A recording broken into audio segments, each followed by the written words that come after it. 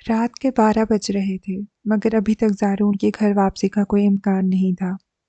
اجنبی علاقے کے اجنبی گھر میں دن تو اس نے جیسے تیسے گزار لیا تھا، مگر اب رات کا وقت اسے خوفزدہ کر رہا تھا۔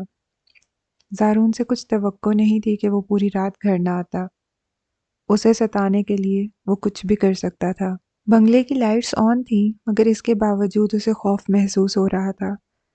زندگی میں پہلی بار وہ بالکل اکیلی کسی اجنبی جگہ پر چپ چاپ رو رہی تھی۔ صبح سے پانی کی ایک بوند بھی اس کے اندر نہیں گئی تھی۔ پچھلے 3 روز سے ویسے ہی اس نے برائے نام کھانا کھایا تھا۔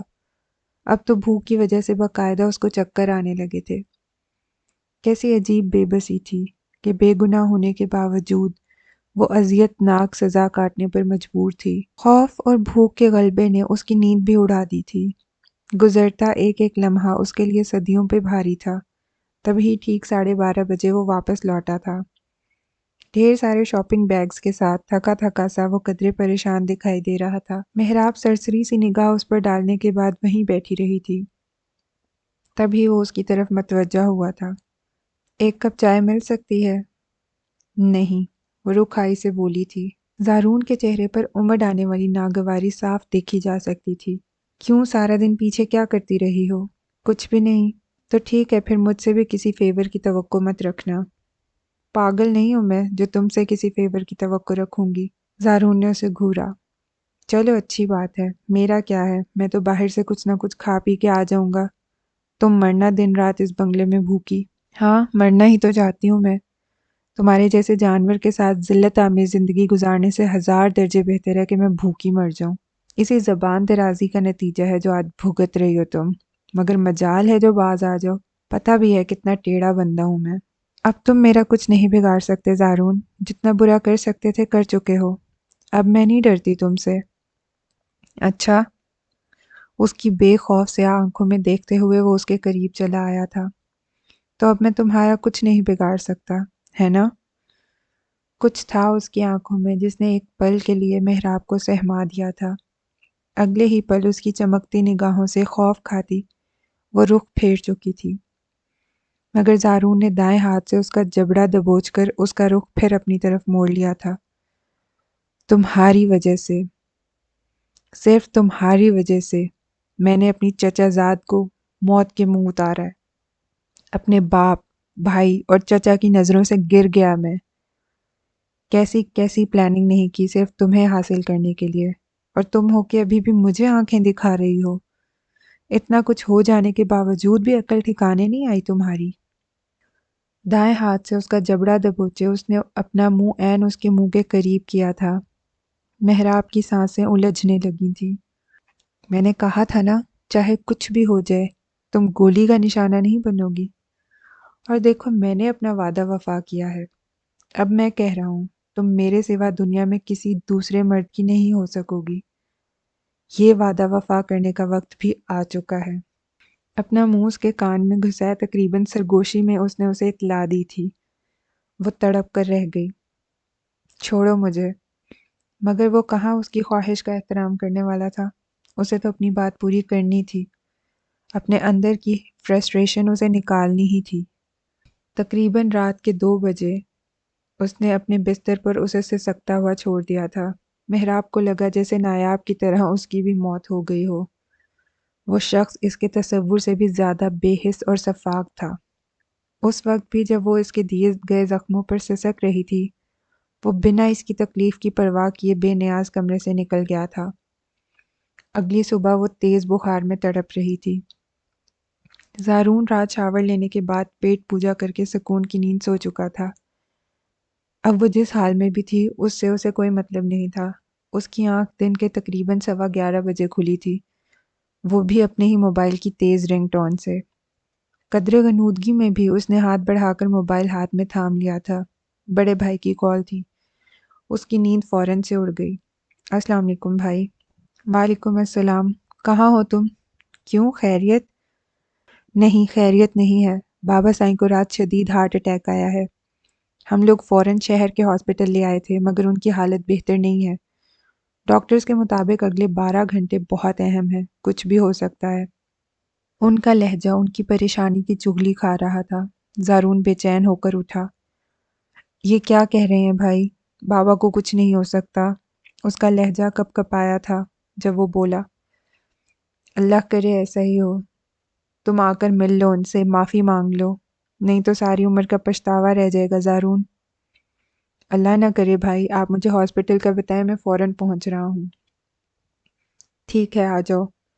کہتے ہی انہوں نے کال فوراً کاٹ دی اور اسے ہسپتال کا نام اور لوکیشن سینڈ کر دی تھی۔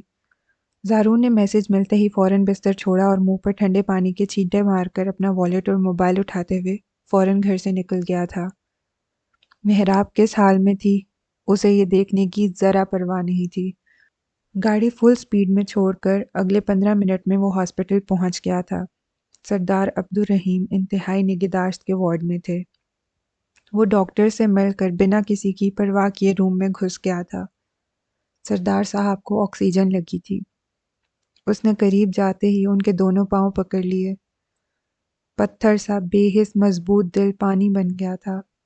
سردار صاحب کے دونوں پیروں کو بار بار عقیدت سے چومتے ہوئے وہ دل ہی دل میں ان سے معافی مانگتا، بے آواز روتا رہا تھا۔ اگلے 40 منٹ کے بعد اس کا رونا، معافی مانگنا سب بیکار گیا، کیونکہ سردار صاحب نے ایک بار بھی آنکھ کھول کر اسے دیکھے بغیر ہی دنیا چھوڑ دی تھی۔ ایک قیامت تھی جس کا سامنا اس وقت زارون عبدالرحیم کو کرنا پڑا تھا۔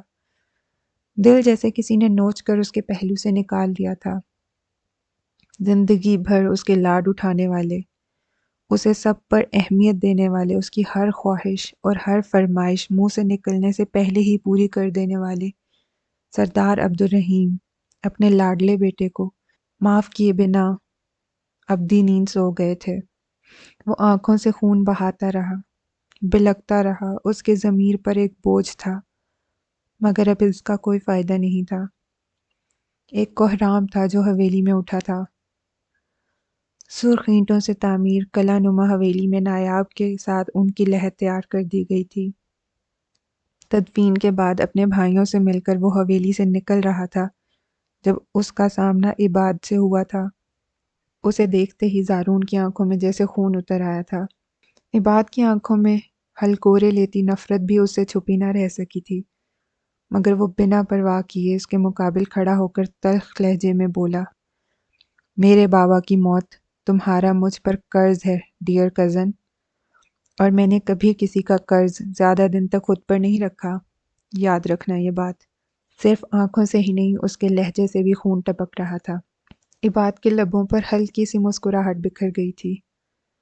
یہ تو وقت ہی بتائے گا زارون کہ کون کس کا قرض اتارتا ہے۔ اس کے الفاظ اور مسکراہٹ نظر انداز کیے جانے کے قابل نہیں تھے۔ وہ گہری نگاہوں سے اسے گھورتا رہا اور حویلی میں بنا کسی سے ملے وہاں سے نکل آیا۔ رات دیر تک سڑکیں ناپنے کے بعد شب کے 12 بجے اس کی گھر واپسی ہوئی تھی۔ سارا بنگلہ تاریکی میں ڈوبا ہوا تھا۔ اس کا دل ڈوبا جا رہا تھا۔ کل ظہر کے قریب وہ بنگلے سے نکلا تھا اور اب اگلے دن کے بھی رات کے 12 بج رہے تھے۔ جانے محراب کس حال میں تھی۔ تیز تیز قدم اٹھاتے لان عبور کرنے کے بعد وہ ہال کمرے میں آیا تھا۔ محراب؟ کمرے کی لائٹس آن تھیں، مگر وہاں محراب کا وجود نہیں تھا۔ تبھی اس نے زور سے چلا کر آواز دی، مگر جواب نہیں آیا۔ وہاں اس بنگلے میں کوئی آ نہیں سکتا تھا، خود وہ کہیں جا نہیں سکتی تھی، تو پھر کیا ہوا تھا؟ یوں اچانک وہ کہاں جا سکتی تھی؟ پہلے سے منتشر دماغ مزید منتشر ہوا تھا۔ پاگلوں کی طرح اسے گھر کے ایک ایک کونے میں ڈھونڈتا وہ جیسے اپنے حواس کھو رہا تھا۔ تبھی اس کی نظر اس پر پڑی تھی۔ بیڈ کی دوسری طرف وہ نیچے زمین پر بے ہوش پڑی تھی، یوں کہ اس کا وجود آدھے سے زیادہ چھپ گیا تھا۔ شکستہ قدم اٹھاتا وہ اس کے قریب آیا، پھر اس کی نبض چیک کی جو کہ بے حد آہستہ چل رہی تھی۔ ایک پل کے لیے اسے اس کی حالت پر رحم آیا، اور اگلے ہی پل وہ پھر سے بے حس ہو گیا تھا۔ محراب کو بیڈ پر سلانے کے بعد وہ فریج سے ٹھنڈے پانی کی بوتل نکال لایا تھا۔ محراب کے چہرے پر ٹھنڈے پانی کے چھپاکے مار کر اس کو ہوش دلانے کے بعد وہ اس کے لیے چائے اور بریڈ لے آیا۔ اٹھو، یہ کھا لو۔ محراب کی کھلی آنکھوں کی سرخی سے نگاہ چراتے ہوئے اس نے خلاف توقع نرم لہجہ اختیار کیا تھا۔ جواب میں محراب کی آنکھیں پھر بند ہو گئی تھیں۔ ایک تو مسلسل بھوک، اوپر سے تیز بخار نے اسے نچوڑ کر رکھ دیا تھا۔ زارون کو خبر ہی نہیں تھی کہ پچھلے 18 گھنٹے اس اجنبی گھر میں اس تنہا لڑکی نے کس اذیت میں گزارے تھے۔ وہ جو چند گھنٹے کہیں اکیلی نہیں رہتی تھی، پچھلے 18 گھنٹوں سے اکیلی تھی۔ اسی خوف نے اس کے اعصاب بالکل جواب دے دیے تھے۔ زارون نے اس بار اس کی پلکیں بند ہونے پر پانی کی پوری بوتل اس کے سر پر انڈیل دی تھی۔ آنکھیں کھولو محراب، تمہارے باپ کا نوکر نہیں ہوں جو یہاں بیٹھ کر تمہیں ہوش میں لانے کی کوشش کرتا رہوں گا۔ اس بار اس کی آواز بلند ہوئی تھی، مگر محراب کی حالت میں کوئی فرق نہیں آیا تھا۔ تبھی وہ خالی بوتل غصے سے اس پر پھینکتے ہوئے وہاں سے اٹھا تھا۔ مرو تم۔ اسے کوئی احساس نہیں تھا کہ وہ اس کی وجہ سے بے قصور کس حال میں تھی۔ وہ رات اس نے مسلسل سگریٹ نوشی کرتے ہوئے گزاری تھی۔ محراب زندہ رہتی ہے یا نہیں یہ اس کا مسئلہ نہیں تھا۔ فی الحال اس کے لیے دنیا کا سب سے بڑا غم اپنے محبوب باپ سے جدائی تھا، اور یہ ایسا غم تھا جس کا کوئی مداوع نہیں ہو سکتا تھا۔ رات کا پچھلا پہر شروع ہو چکا تھا جب اس کی آنکھ کھلی تھی۔ بخار کی شدت کم ہو چکی تھی مگر نکاہت باقی تھی۔ بمشکل ہمت کر کے اس نے اٹھنے کی کوشش کی تو سر چکرا کر رہ گیا۔ گھومتے سر کو دونوں ہاتھوں سے تھامے وہ بیڈ پر اٹھ کر بیٹھ گئی تھی۔ تبھی اسے بیڈ کے سامنے ہی صوفے پر بیٹھا زارون دکھائی دیا۔ اس کا دل چاہا وہ اٹھ کر اس کا گریبان پکڑے اور اس پر تھپڑوں کی برسات کر دے، جو اسے وہاں اس بنگلے میں اکیلا چھوڑ کر اسے بالکل غافل ہو چکا تھا۔ مگر ابھی وہ اس قابل نہیں تھی، تبھی وہ خون کے گھونٹ پی کر رہ گئی تھی۔ زارون نے اسے اٹھ کر واش روم کی طرف جاتے دیکھا تھا۔ وہ نڈھال تھی، وہ بے حس سا اپنی جگہ پر بیٹھا رہا تھا۔ محراب واش روم سے باہر آئی تو اسے بھوک کا احساس ہوا تھا۔ کچھ پکا کر کھانے کی ہمت ہی نہیں تھی اس میں، اور زارون سے ایسی نیکی کی امید رکھنا بیکار تھا۔ تبھی وہ اسے نظر انداز کرتی چکراتے سر کے ساتھ کمرے سے باہر نکل گئی تھی۔ کچن میں چائے کا سامان موجود تھا۔ اسے ہی غنیمت جانتے ہوئے اس نے فوری چائے بنا کر وہاں سلیب پر رکھے سامان میں ڈھونڈ کر بسکٹ نکال لیے۔ فی الحال اس کے لیے یہی کافی تھا۔ ایک پیکٹ بسکٹ کے ساتھ چائے پی کر وہ کمرے میں واپس آئی تو زارون جیسے اسی کا انتظار کر رہا تھا۔ لائٹر سے سگریٹ سلگاتے ہوئے اس نے ایک سرسری نگاہ محراب کے شکستہ وجود پر ڈالی تھی۔ کل صبح حویلی جانا ہے، تیار رہنا۔ کیوں؟ بے ساختہ حیران ہوتے ہوئے اس نے اسے دیکھا تھا۔ بات ہی ایسی تھی۔ بھلا جس حویلی سے وہ ہمیشہ کے لیے تعلق توڑ آئی تھی، اس حویلی میں واپسی ایک سوالیہ نشان ہی تو تھا۔ زارون نے گہرا کش لے کر دھواں فضا میں چھوڑ دیا تھا۔ ضروری ہے، اس لیے جانا ہے۔ میری ضرورت نہیں ہو سکتی حویلی والوں کو۔ میں نے کب کہا کہ حویلی والوں کو تمہاری ضرورت ہے؟ میں تو یہ کہہ رہا ہوں کہ فی الحال وہاں جانا ضروری ہے۔ وہی تو پوچھ رہی ہوں، میرا وہاں جانا کیوں ضروری ہے، جبکہ مجھے خود حویلی والوں نے سولی چڑھا کر وہاں سے دربدر کیا ہے۔ زارون کو اس کے الفاظ بے حد ناگوار گزرے، تاہم وہ ضبط کر گیا۔ تمہیں سولی چڑھانے والا دنیا میں نہیں رہا، اس لیے۔ اس بار اس کا لہجہ دھیما تھا۔ محراب ہل کر رہ گئی۔ کیا کہا تم نے؟ اسے جیسے اپنی سماعتوں پر یقین ہی نہیں آیا۔ زارون نے اذیت سے پلکیں موند لیں۔ اپنی بات بار بار دہرانے کا قائل نہیں ہوں میں۔ کل صبح تمہیں میرے ساتھ حویلی چلنا ہے اور بس۔ اسے اگر عباد کی طرف سے ملنے والی دھمکی کا خوف نہ ہوتا تو شاید وہ کبھی اسے اپنے ساتھ حویلی نہ لے جاتا، مگر اب اسے یہاں اکیلا چھوڑنا خطرے سے خالی نہیں تھا۔ جو شخص اپنے تیز ترین خفیہ ذرائع سے اس کے جرائم کا پتہ لگا سکتا تھا، اس کے لیے اس لڑکی کا پتہ لگانا قطعی مشکل نہ تھا، اور وہ جو اس لڑکی کے لیے اپنا سب کچھ گنوا کر بیٹھا تھا، اب کسی بھی طور اس سے دستبردار ہونے کو تیار نہیں تھا۔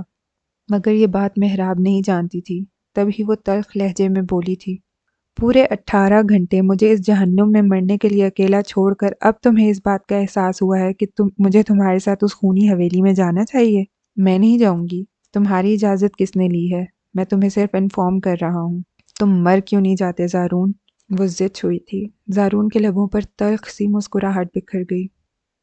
تمہاری بد دعاؤں نے میرے باپ کی جان لے لی ہے، کیا یہ کافی نہیں ہے؟ اگلی صبح نہ چاہتے ہوئے بھی وہ اس کے ساتھ حویلی جانے کے لیے گاڑی میں آ بیٹھی تھی۔ کل رات جو عذاب اس نے بنگلے کی تنہائی میں سہا تھا، پھر سے وہی عذاب دوبارہ سہنے کی ہمت نہیں تھی اس میں، تبھی وہ گاڑی میں آ بیٹھی۔ زارون نے بھی اسے اپنی فتح کے کھاتے میں درج کرتے ہوئے چپ چاپ گاڑی حویلی کے رستے پر ڈال دی تھی۔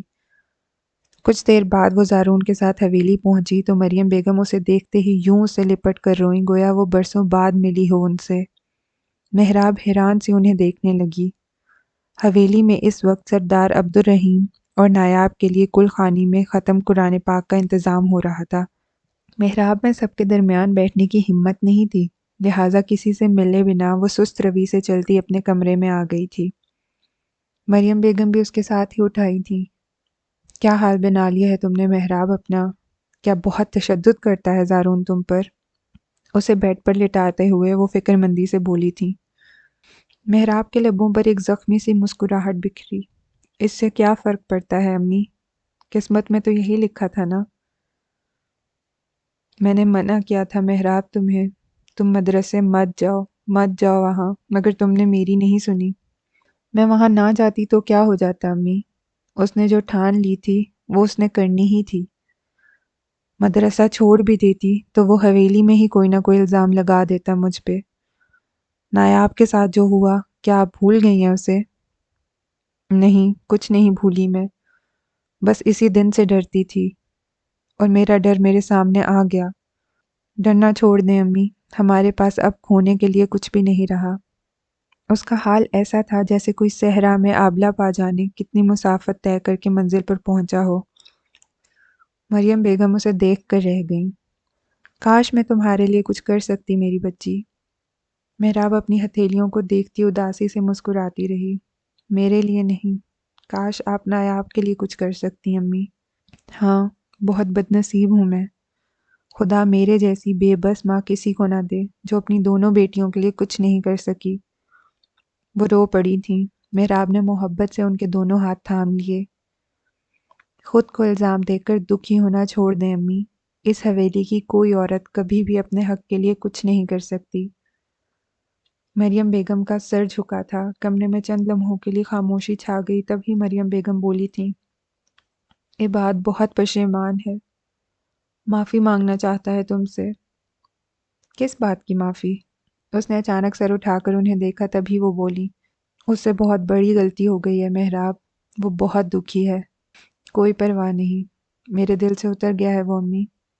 نہیں محراب، ایسا مت کہو، صرف وہی ہے جو تمہیں اس شیطان کی قید سے آزاد کر سکتا ہے۔ مجھے اس شیطان کی قید میں پہنچانے والا بھی وہی ہے امی۔ نہ وہ طلاق دیتا، نہ میرا ساتھ چھوڑتا، اور نہ میں اس شیطان کی قید میں جاتی۔ اس سے غلطی ہو گئی ہے بیٹا، وہ غلط فہمی کا شکار ہو گیا تھا۔ بس کر دیں امی، گڑھے مردے اکھاڑنے کا کوئی فائدہ نہیں، ویسے بھی زارون میری واپسی کا ہر راستہ بند کر چکا ہے۔ تم اس کے ساتھ کبھی خوش نہیں رہ سکتی میری بچی۔ میں اب عباد کے ساتھ بھی کبھی خوش نہیں رہ سکتی امی۔ اس کے پاس ہر سوال کا جواب تھا۔ مریم بیگم بے بسی سے سر جھکا کے رہ گئیں۔ میں اب تھوڑی دیر سونا چاہتی ہوں۔ ٹھیک ہے، سو جاؤ بیٹا۔ مریم بیگم اٹھ کھڑی ہوئیں۔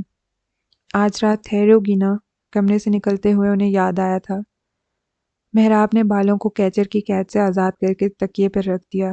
پتہ نہیں امی، اس جلاد کا کوئی پتہ نہیں، وہ ٹھہرتا ہے یا نہیں۔ تم کہو تو میں بات کر کے دیکھوں اس سے؟ نہیں، میں نہیں چاہتی میرے یہاں ٹھہرنے سے پھر حویلی میں کوئی ہنگامہ ہو۔ عباد بھی یہی ہے اور میں اس کا سامنا بھی نہیں چاہتی۔ ٹھیک ہے بیٹا، جیسے تمہاری مرضی۔ اسبات میں سر ہلا کر لائٹ آف کرتے ہوئے وہ کمرے سے باہر نکل گئی تھیں۔ محراب نے آنکھیں بند کر لیں۔ پچھلے 3 روز کی نیند پوری کرنی تھی، مگر زارون نے ایسا ہونے نہ دیا۔ ابھی تھوڑی ہی دیر ہوئی تھی جب اس نے مریم بیگم کو واپسی کا پیغام بھجوا دیا تھا۔ تھوڑی دیر اور رک جاتے بیٹا، محراب سو رہی ہے، شاید اس کی طبیعت ٹھیک نہیں ہے۔ وہ خود اس کے سامنے کھڑی التجا کر رہی تھیں۔ کلائی پر گھڑی باندھتے ہوئے اس نے سرسری سی نگاہ انہیں دیکھا اور پھر بولا، نہیں چچی، میں پہلے ہی لیٹ ہو چکا ہوں، اسے اٹھائیں، ابھی نکلنا ہے۔ اس کا انداز ایسا تھا کہ وہ چاہتے ہوئے بھی مزید اصرار نہ کر سکی۔ محراب سو رہی تھی جب مجبوراً انہیں اسے اٹھانا پڑا۔ محراب! 1-2 بار آوازیں دینے کے بعد انہوں نے اس کا کندھا جھنجھوڑا تھا۔ وہ ہڑبڑا کر جاگ گئی۔ جی، زارون بلا رہا ہے۔ کیوں، خیریت؟ ہاں، جانے کے لیے کہہ رہا ہے۔ کیا ٹائم ہوا ہے؟ عصر کا وقت ہو گیا ہے۔ اس کی نیند ادھوری رہ گئی تھی، پھر بھی وہ دل مار کر اٹھ بیٹھی۔ ٹھیک ہے، ایک بات کہنی تھی تم سے۔ جی کہیں۔ زارون کے ساتھ جتنا ہو سکے محتاط رہنا بیٹا، وہ بھروسے کے لائق نہیں ہے۔ جانتی ہوں امی، آپ بے فکر رہیں۔ ایک اور بات بھی کرنا تھی۔ جی۔ اس کی نظریں بدستور ان کے چہرے پر جمی تھیں، تبھی وہ چند لمحے کی خاموشی کے بعد بولی، میرا دل نہیں لگتا یہاں اس حویلی میں۔ دل چاہتا ہے یہاں سے کہیں دور بھاگ جاؤں۔ کبھی کبھی رات میں اچانک گھبراہٹ شروع ہو جاتی ہے، آنکھ کھلتی ہے تو نایاب نظر آتی ہے، کبھی ہنستے ہوئے کبھی روتے ہوئے۔ میں بہت ڈر جاتی ہوں محراب، ساری ساری رات سو نہیں سکتی۔ ان کے چہرے پر درد رقم تھا، محراب کا دل جیسے کسی نے ٹکڑوں میں کاٹ دیا ہو۔ دوپٹہ سر پر جماتے ہوئے وہ ان کے قریب آئی تھی، پھر اس نے ان کے دونوں ہاتھ اپنے ہاتھوں میں لے کر چوم لیے۔ میں آپ کی تکلیف محسوس کر سکتی ہوں امی، مگر میں ابھی اتنی ہی بے بس ہوں جتنی کہ آپ۔ مگر آپ فکر نہ کریں، آپ کی بیٹی کا ایک قاتل اس دنیا سے جا چکا ہے، دوسرے قاتل کی زندگی میں اتنی عذاب بنا دوں گی کہ وہ موت مانگے گا اور اسے موت نہیں ملے گی۔ وعدہ ہے یہ میرا آپ سے۔ اس کی آنکھوں میں نفرت کی جو آگ دہک رہی تھی وہ کسی سے پوشیدہ نہیں تھی۔ مریم بیگم اسے خود سے لپٹا کر دیر تک بے آواز روتی رہیں، تبھی وہ وہاں پہ آیا تھا۔ آپ لوگوں کا میل ملاپ اگر ختم ہو گیا ہو تو چلیں، باہری لہجے میں کہتے ہوئے وہ انہیں چونکا گیا۔ مریم بیگم نے بنا اس کی طرف دیکھے محراب کو خود سے الگ کر دیا تھا۔ جاؤ میری جان، اللہ تمہارا نگہبان ہو۔ آپ بھی اپنا خیال رکھیں امی، میں پھر آؤں گی۔ وہ اب بھی انہیں تسلی دے رہی تھی۔ زارون نے کوفت سے رخ پھیر لیا۔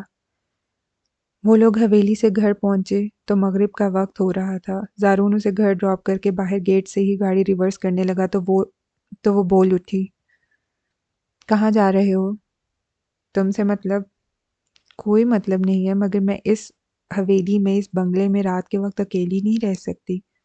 تو قطعی انجان بنتے ہوئے اس نے ابرو اچکائے تھے۔ محراب خون کے گھونٹ پی کر رہ گئی تھی۔ تو یہ کہ اگر آج کی رات مجھے اس بنگلے میں پچھلی راتوں کی طرح بے حد خوف کے عالم میں اکیلی گزارنی پڑی تو میں قسم کھا کر کہتی ہوں میں یہاں نہیں رہوں گی۔ اوہ، یعنی کہنا چاہتی ہو کہ مجھے ہر رات ہر صورت میں تمہارے پاس ہی ہونا چاہیے۔ سٹیئرنگ چھوڑ کر وہ گاڑی سے باہر نکل آیا تھا۔ ویسے یہاں نہیں رہو گی تو کہاں رہو گی تم؟ ہاں؟